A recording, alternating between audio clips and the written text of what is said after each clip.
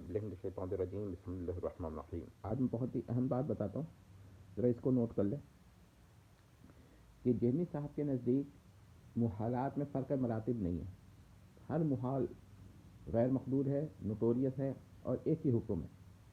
مثلا مومن صالح بلا معصیہ کا جہنم میں داخل ہونا جہمی صاحب کے نزدیک ایسا ہی محال ہے جیسے باری تعالیٰ کا جہنم میں داخل ہونا علیاذ باللہ تعالیٰ، اور کسی کافر کا جنت میں داخل ہونا ایسا ہی محال ہے جیسا کہ باری تعالیٰ کا جنت میں داخل ہو جانا۔ اور اگر یہ دو مثالیں آپ کی سمجھ میں نہیں آئیں تو میں اور مثال دیتا ہوں کہ کسی انسان پر باری تعالیٰ کا ظلم کرنا ایسا ہی محال ہے جیسے اپنے نفس قدیم پر باری تعالیٰ کا ظلم کرنا۔ اگر اب بھی سمجھ میں نہیں آیا تو میں ایک اور مثال دیتا ہوں کہ کسی کافر کا جنت میں داخل کرنا باری تعالیٰ پر ایسا ہی محال ہے جہمی صاحب کے نزدیک جیسے موت الباری یا موت اللہ محال ہے، عقلی اور غیر مقدور ہے۔ اگر اب آپ کی بات سمجھ میں آ گئی ہے تو میں آپ کو یہ بتاتا ہوں کہ جس طرح باری تعالیٰ کا فنا ہو جانا، مر جانا محال عقلیہ ہے، محالات عقلیہ میں سے ہے اور غیر مقدورات میں سے ہے، اسی طرح کسی مومن صالح بلا معصیہ کا جہنم میں داخل ہونا اور کافر کا جنت میں داخل ہونا محالات میں سے ہے۔ کوئی فرق نہیں ہے جہمی صاحب کے نزدیک، سب غیر مقدور ہیں، سب نوٹوریس ہیں، کسی پر ان میں سے کسی ایک پر بھی خدا کو قادر کہنا ان کے نزدیک جائز نہیں۔ جب اتنا کڑا معیار ہے نا جہمی صاحب کا، تو ان کو پھر یہی کہنا چاہیے کہ جنت میں بھی منی گاڈ کا بن جانا محال ہے جیسا کہ فرعون کا جنت میں داخل ہونا یا مومن صالح بلا معصیہ کا جہنم میں داخل ہونا۔ آخر جہمی صاحب نے یہاں اپنا معیار کیوں چینج کر دیا، کیوں تبدیل ہو گیا، اس کو واقعی مان لیا؟ یہ نہیں کہ یہ صرف باری تعالیٰ اس پر قادر ہے، بلکہ یہ کہ یہ تو واقعی ہے ان کے نزدیک کہ ایسا ہوگا ہی ہوگا، یعنی واجب وقوعی ہے علیاذ باللہ تعالیٰ کہ ایسا ہوگا ہی ہوگا۔ اب جہمی صاحب کو یہ فرق کیسے ہو گیا؟ ظاہر ہے کہ جب آپ کہیں گے کہ منی گاڈ کس بن جائیں گے قیامت کے بعد لوگ اہل الجنہ جنہ میں، تو اس کا مطلب یہ بھی ہے کہ باری تعالیٰ ان کو منی گاڈ بنانے پر آپ کے نزدیک قادر ہے، یہ محال نہیں ہے۔ آخر ایک طرف اتنا کڑا معیار اور ایک طرف اتنا نرم، تو یہ نرمی اور سختی کا معیار جہمی صاحب کے اپنے نظریات پر ہے۔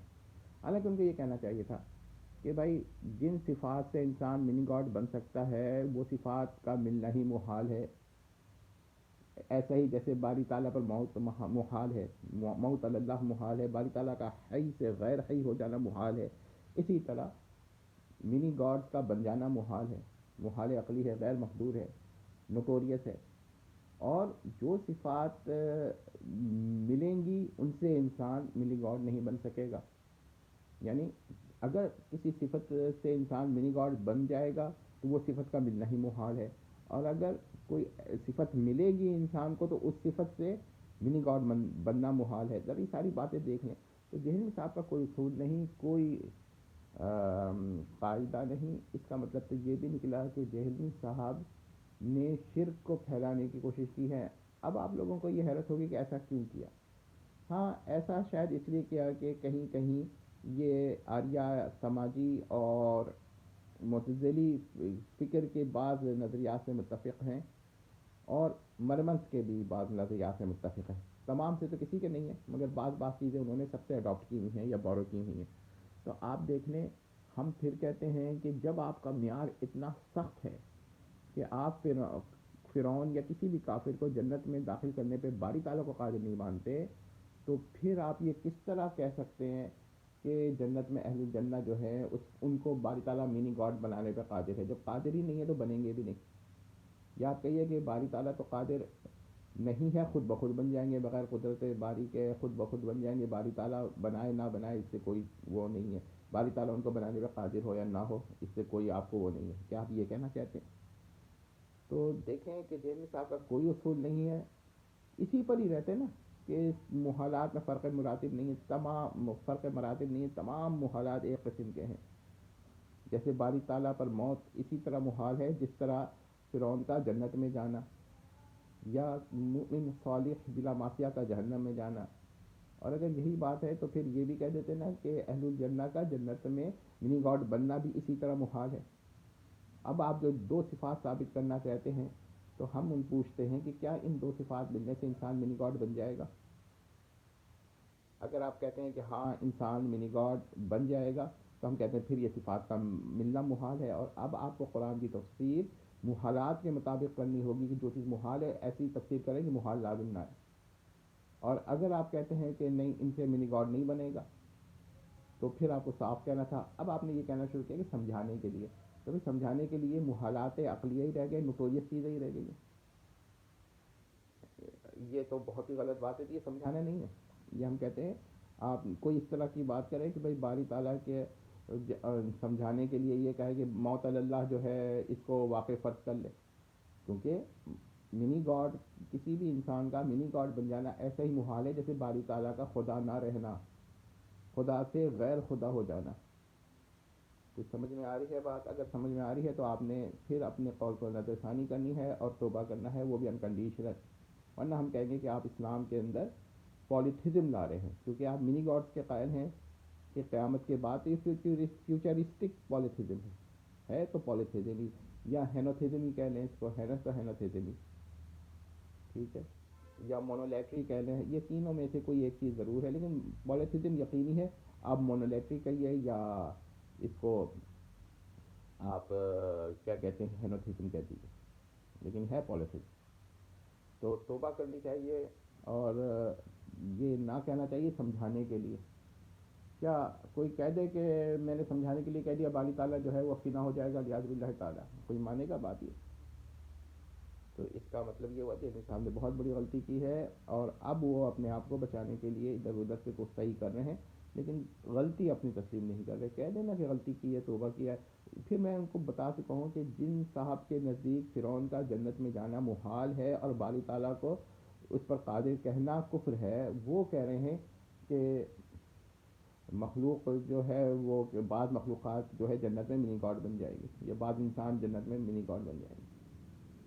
کیسے یہ بات ہے؟ اور پھر یہ بھی ہے کہ اگر منی گاڈ بن جائیں گے تو اس کا مطلب ہے منی گاڈ کا بن جانا کسی بھی معنوں میں جو بھی معنی لیں کفر و شرک نہ رہا. تو اس وقت کوئی کہہ رہا ہے کہ انسان جو ہے منی گاڈ بن گیا تو اس کو کفر و شرک کیسے کہیں گے؟ وہ کہیں گے آپ کہیں زیادہ تر یہ کہہ سکتے ہیں کہ بھائی ثابت نہیں ہے مگر کفر و شرک نہیں ہے، کیونکہ کفر و شرک جو ہے وہ تو دائمی ہوتا ہے، شرک تو کم از کم دائمی ہوتا ہے.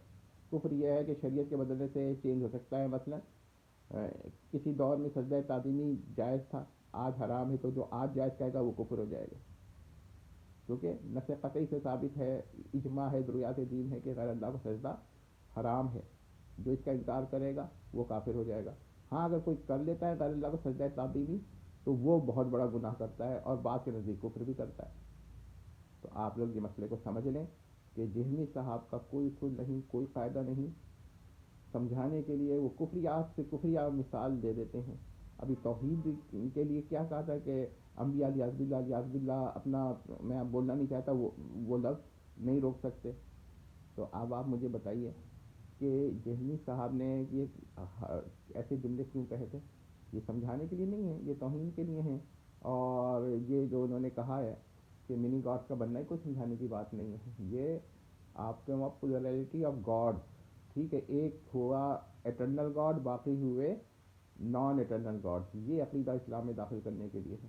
وہی مشرکانہ عقیدہ، یہ پہلے عقیدہ رہا ہے لوگوں میں، ہنود میں بھی رہا ہے، برمنس کا بھی ہے اور بھی لوگوں کا ہے. تو یہ کہ آپ جہمی صاحب کو اگر اب بھی نہیں سمجھے ہیں نا، اور ابھی بھی آپ سمجھتے ہیں کہ جہمی صاحب جو ہے نا وہ دین کی وہ کر رہے ہیں، تو میں صاف کہتا ہوں کہ ہم لوگ ہیں مونوتھیسٹ.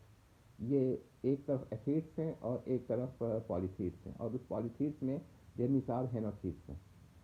ذرا غور کر لیجیے.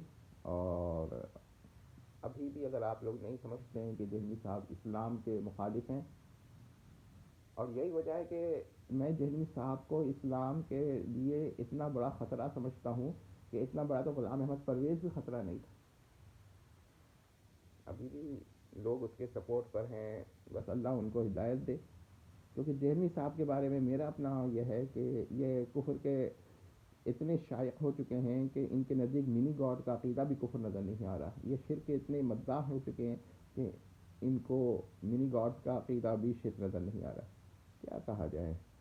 والسلام تمت.